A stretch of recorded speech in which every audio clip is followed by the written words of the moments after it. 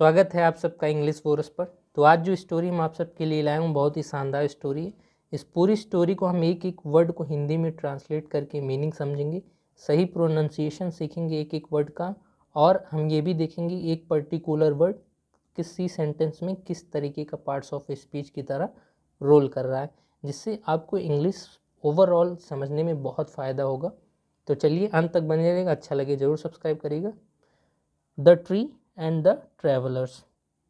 यहाँ देखिए the tree मतलब होता है पेड़ और एंड द ट्रैवलर्स मतलब है यात्री। यहाँ देखिए द जो है डेफिनेट आर्टिकल है, हमेशा वेल डिफाइंड चीज़ों के लिए लगता है जिस चीज़ के बारे में हम बात करने जा रहे हैं। तो यहाँ जैसे पेड़ के बारे में और यहाँ ट्रैवलर्स के बारे में। यहाँ देखिए ये इसका पार्ट्स ऑफ स्पीच है नाउन, ट्रैवलर्स नाउन है और ये आर्टिकल है द।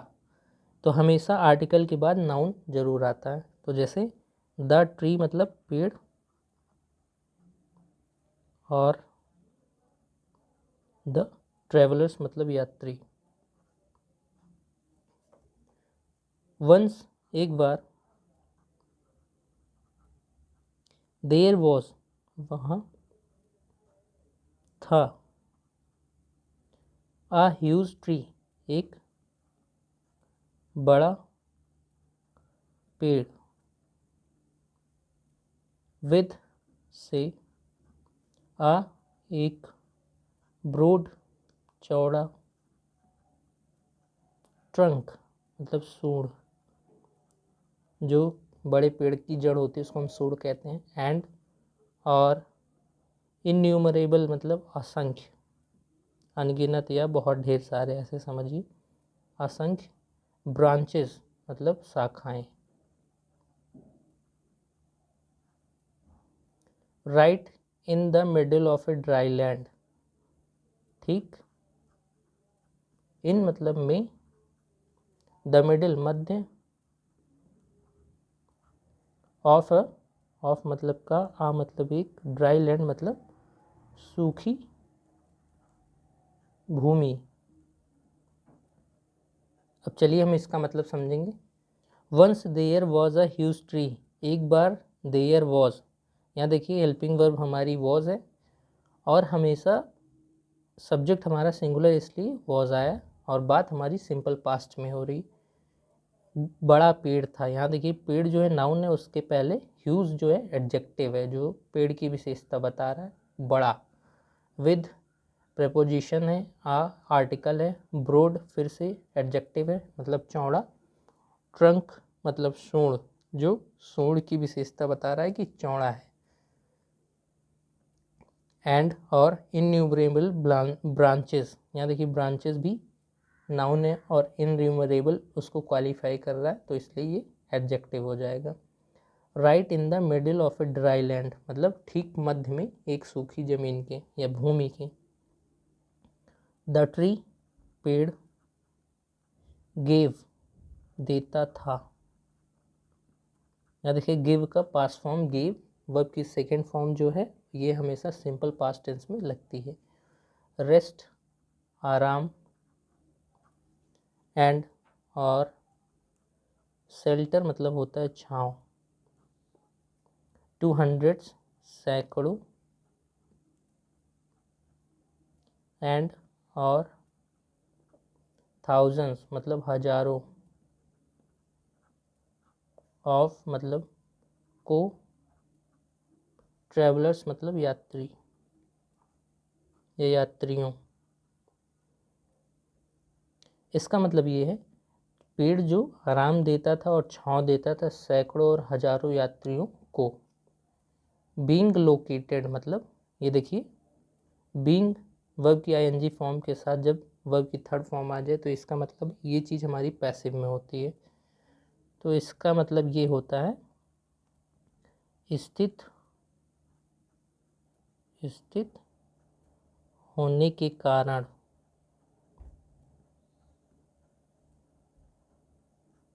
नियर समीप, 4 टाउन्स मतलब 4 कस्बों, एंड और मेनी अनेक या कई, विलेजेस गाँवों, द ट्री पेड़, वॉज था।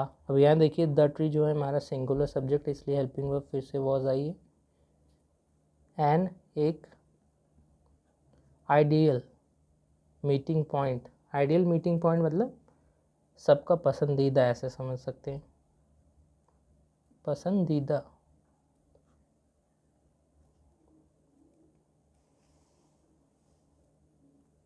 मीटिंग पॉइंट मतलब मिलन स्थान, जहाँ सारे लोग बैठ के वार्तालाप करते हैं। फॉर मतलब लिए, ट्रैवलर्स मतलब यात्री। तो इसका मतलब ये है, स्थित 4 कस्बों के समीप स्थित होने के कारण और गांवों के भी, द ट्री पेड़ जो था वो सबका पसंदीदा, सारे यात्रियों का पसंदीदा मिलन स्थान था। वन डे एक दिन, टू ट्रैवलर्स दो यात्री,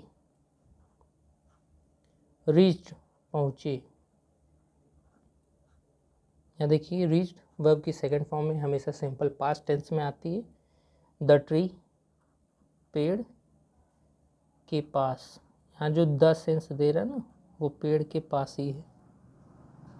आफ्टर अ लॉन्ग टाइम, एक लंबे समय, ऑफ वॉकिंग का मतलब की यात्रा के बाद। यहाँ देखिए वॉकिंग जो है, भले ही आप सबको लग रहा होगा वर्ब है, लेकिन ये वर्ब के साथ, जब वर्ब की फर्स्ट फॉर्म के साथ जब आईएनजी आ जाता है तो वो हमारा जेरेंड होता है और वो एक नाउन की तरह हमारे सेंटेंस में एक्ट करता है, जो या तो सब्जेक्ट बन जाए या तो ऑब्जेक्ट बन जाता है।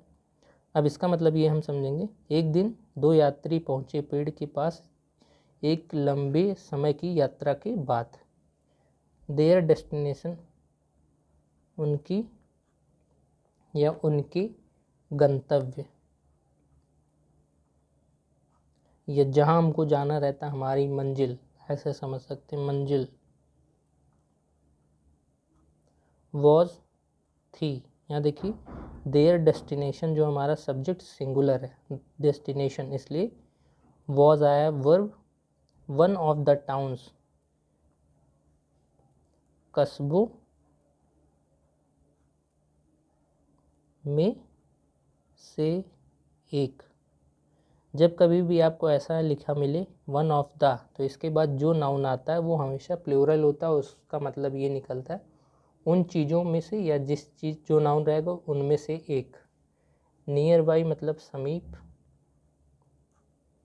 अब इसका मतलब हम समझेंगे, उनका डेस्टिनेशन जो था उन कस्बों में के समीप एक था। इट वॉज यह था। आ एक, हॉट मतलब गर्म, और सनी मतलब धूप वाला, डे दिन। अब यहाँ देखिए डे जो है हमारा नाउन है, और नाउन को क्वालिफाई कौन करता है, एडजेक्टिव जो है सनी, और ये भी कर रहा है हॉट एंड सनी का मतलब गर्म और धूप वाला। ये दोनों मिलके एक एडजेक्टिव की तरह काम कर रहे हैं। तो इसका मतलब ये है, यह था एक गर्म और धूप वाला दिन, एंड और द ट्रैवलर्स मतलब यात्री। अब देखिए प्लूरल में है हमारा सब्जेक्ट, इसलिए फिर से मेन वर्ब जो है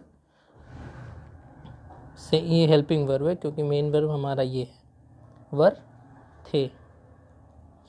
सब्जेक्ट प्लूरल है इसलिए वर्ब हमारी प्लूरल आई, और बात हमारी सिंपल पास्ट में हो रही है इसलिए वर्ब भी लगा है। वेरी बहुत, हैप्पी मतलब खुश, वेरी एडजेक्टिव है, हैप्पी क्या है वर्ब है। टू टेक मतलब लेने के लिए, ये एक इन्फिनेटिव है जो हमारा सब्जेक्ट भी बन सकता है, ऑब्जेक्ट भी बन सकता है। एक रेस्ट आराम, अंडर द ट्री मतलब पेड़ के नीचे। इसका मतलब ये है यह एक गर्म और धूप वाला दिन था और जो यात्री थे वो बहुत खुश थे आराम लेने के लिए पेड़ के नीचे। एग्जॉस्टेड मतलब थका हुआ, ये वर्ब की सेकंड फॉर्म है। इसको हम कह सकते हैं पास्ट पार्टिसिपल, जो हमारा नाउन की तरह बिहेव करता है और सब्जेक्ट बन जाता है। दे स्लम्ड वे गिर गए, स्लम्ड मतलब गिर गए।